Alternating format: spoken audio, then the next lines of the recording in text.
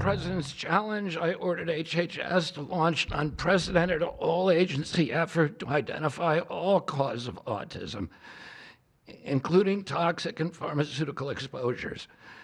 At President Trump's urging, NIH, FDA, CDC, and CMS are turning over every stone to identify the etiology of the autism epidemic and how patients and parents can prevent and reverse this alarming trend. We have broken down the traditional silos that have long separated these agencies, and we have fast-tracked research and guidance. Historically, NIH has focused almost solely on politically safe and entirely fruitless research about the genetic drivers of autism. And that would be like studying the genetic drivers of lung cancer without looking at cigarettes. And that's what NIH has been doing for 20 years. As a result, we don't have an answer to this critical question, despite the cataclysmic impact of the epidemic on our nation's children. We are now replacing the institutional culture of politicized science and corruption with evidence-based medicine. NIH research teams are currently testing multiple hypotheses with no area off limits. We promise transparency as we uncover the potential causes and treatments, and we will notify the public regularly of our progress. Today, we are announcing two important findings from our autism work that are vital for parents to know as they make these decisions. First, HHS will act on acetaminophen.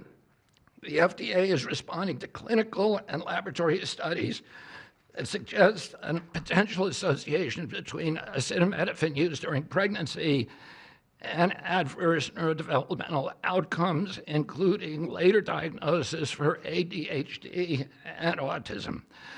Scientists have proposed biological mechanisms linking prenatal acetaminophen exposure to altered brain development. We have also evaluated the contrary studies that show no association.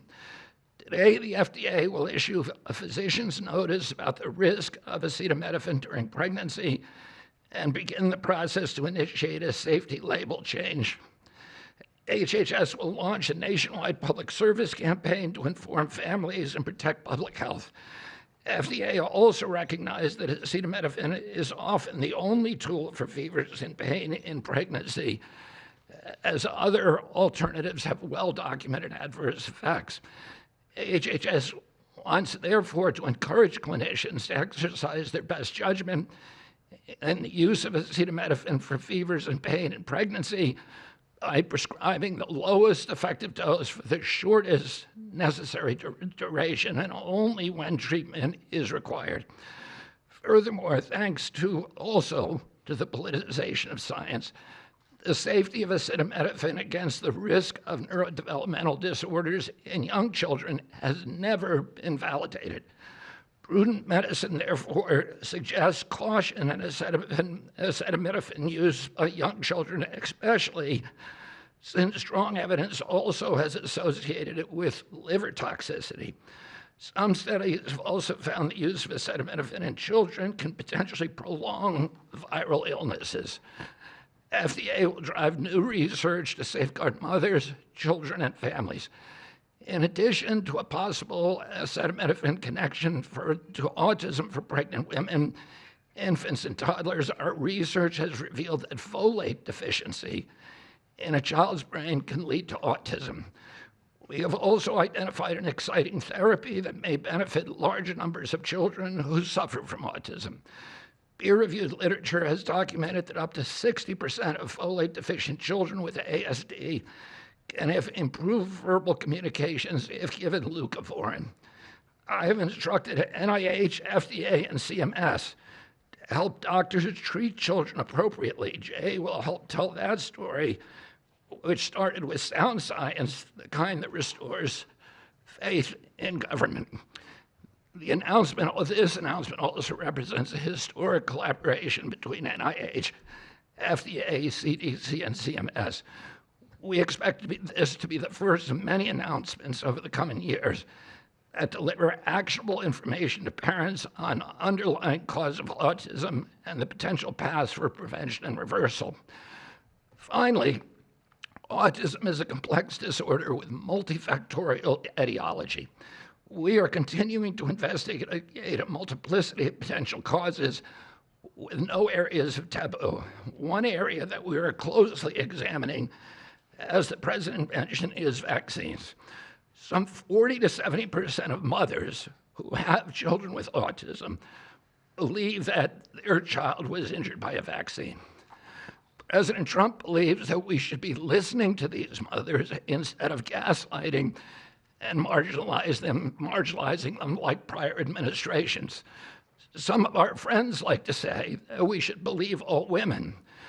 But some of these same people have been silencing and demonizing these mothers for 3 decades because research on the potential link between autism and vaccines has been actively suppressed in the past. It will take time for an honest look at this topic by scientists. But I want to reassure the people in the autism community that we will be uncompromising and relentless in our search for answers.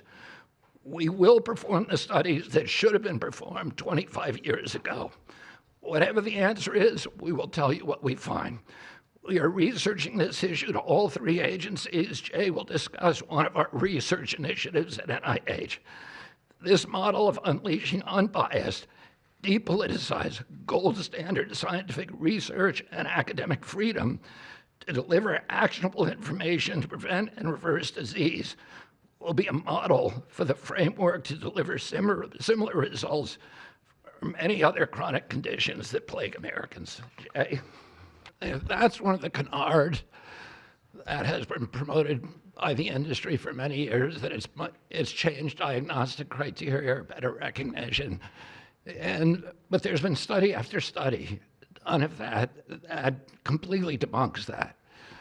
One of them by the Mind Institute at UC Davis, University of California. But also it's just common sense, because you're only seeing this in people who are under 50 years of age. If it were better recognition or diagnosis, you'd see it in 70-year-old men. I've never seen this happening in people my age. I've never seen a case of full-blown autism, and that means profound autism. I want to be very careful. Head-banging, stimming, toe-walking, nonverbal, non-toilet trained. I've never in my life seen a 70-year-old man who looks like that. You're only seeing it in the kids. It's an epidemic.